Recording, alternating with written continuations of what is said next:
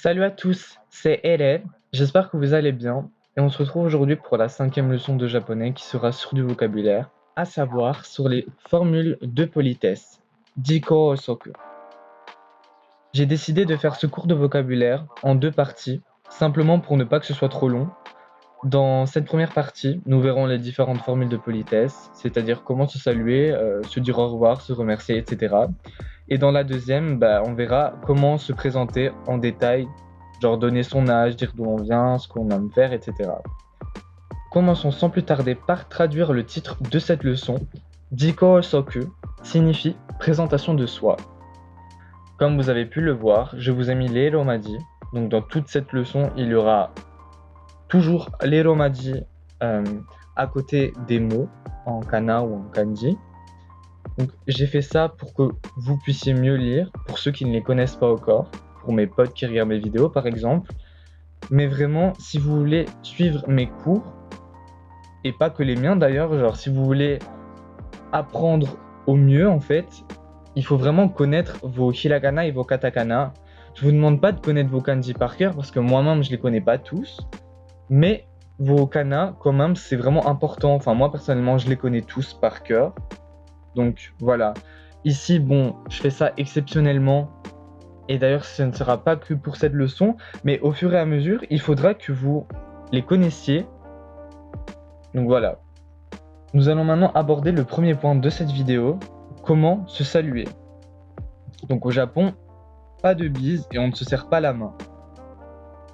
C'est quelque chose de rare et d'assez mal vu. Donc à la place, ce qu'on va faire, c'est s'incliner légèrement à 15 degrés. C'est une marque de respect envers notre interlocuteur. On va maintenant voir les différentes façons de dire bonjour en fonction du moment de la journée. On dira Ohayo gozaimasu, Ohayo gozaimasu à partir du réveil jusque vers 11h du matin. On peut simplement dire Ohayo lorsqu'on s'adresse à ses amis et à ses proches. Comme vous l'aurez sans doute compris, Ohayo gozaimasu, c'est la forme polie de Ohayo, tout simplement. On utilise Konnichiwa pour l'après-midi, donc d'à peu près 11h jusque vers 18h. Le soir, on dira Konbanwa. Comme vous pouvez le voir, Konnichiwa et Konbanwa se terminent tous les deux par wa, sauf que c'est écrit avec le hiragana ha et non wa, donc faites attention. Et pour finir, pour dire bonne nuit, c'est Oyasumi nasai. Oyasumi nasai. On peut simplement dire Oyasumi avec ses proches ou ses amis. Donc, même chose que pour Ohayo gozaimasu et Ohayo. Ici, Oyasumi nasai, c'est la forme polie de Oyasumi, tout simplement. Attention, petite remarque. Lorsqu'on salue, un hochement de la tête peut suffire. On n'est pas obligatoirement forcé de s'incliner à 15 degrés. On peut simplement faire un hochement de la tête. Mais c'est moins poli. L'après-midi, les hommes entre amis peuvent se saluer en utilisant os. Os. Au travail, peu importe le moment de la journée, il est courant de dire Ohayo gozaimasu dans le but de saluer vos collègues. Donc voilà. On va maintenant aborder le deuxième point de la vidéo, c'est-à-dire comment dire au revoir à quelqu'un. Il faut savoir que dans la culture japonaise, il est de coutume de ne pas chercher à briser le lien qui unisse deux individus. Il existe différentes façons de dire au revoir. C'est ce qu'on va voir tout de suite. Voyons tout d'abord comment dire au revoir en ne coupant pas les liens avec quelqu'un. Donc avec une intention de la revoir, de revoir la personne. Si l'on est amené à revoir notre interlocuteur le lendemain, on dira Mata ashita, à demain. Même chose, mais pour la semaine suivante, on dira Mata raishu, à la semaine prochaine. Le mois prochain, on dira Mata raigetsu, à dans un mois. Et si on revoit la personne dans un an, on dira Mata rainen, à dans un an. Bye bye de l'anglais bye bye, tout simplement. C'est une façon un peu plus cool de dire au revoir, mais vous vous doutez bien que c'est un peu familier en fait. On dirait pas ça à quelqu'un qu'on ne connaît pas, tout simplement. Pour dire au revoir à des personnes non proches de nous, et ce de façon polie, on dira Dewa mata. Dewa mata. À plus tard. La version familière de celle-ci, c'est matane. Matane. À plus tard, à bientôt. Jane signifie à plus. C'est assez familier. Mata kondo signifie à bientôt, à la prochaine. Mata itsuka est utilisé lorsqu'on ne sait pas quand est-ce qu'on reverra la personne. Donc ça peut se traduire par à la prochaine, mais on ne sait pas quand. Nous allons maintenant voir une façon que l'on essaye d'utiliser le moins possible, vu que je vous ai dit précédemment que dans la culture japonaise, il est de coutume de ne pas chercher à briser les liens entre deux personnes. Adieu. Sayonara est un mot qui est certes le plus proche d'un au revoir, plus d'un adieu. Donc, à moins que vous êtes sûr de ne plus jamais revoir la personne, n'utilisez pas ce mot et utilisez les expressions que je vous ai apprises précédemment. Les étrangers en général vont privilégier le mot sayonara car il est celui ayant le sens le plus proche d'un au revoir en français. Par exemple, parce que ça peut être la même chose en anglais ou dans une autre langue en fait. Ici, je prends l'exemple du français vu que je pense que vous, comme moi, parlons français. Les Japonais utiliseront les formules que je vous ai apprises juste avant. Mais il existe d'autres expressions avec un sens un peu différent. Dewa o genki de met fin à une conversation poliment tout en souhaitant le meilleur à l'interlocuteur. On peut traduire celui-ci par « sur ce, prenez soin de vous ».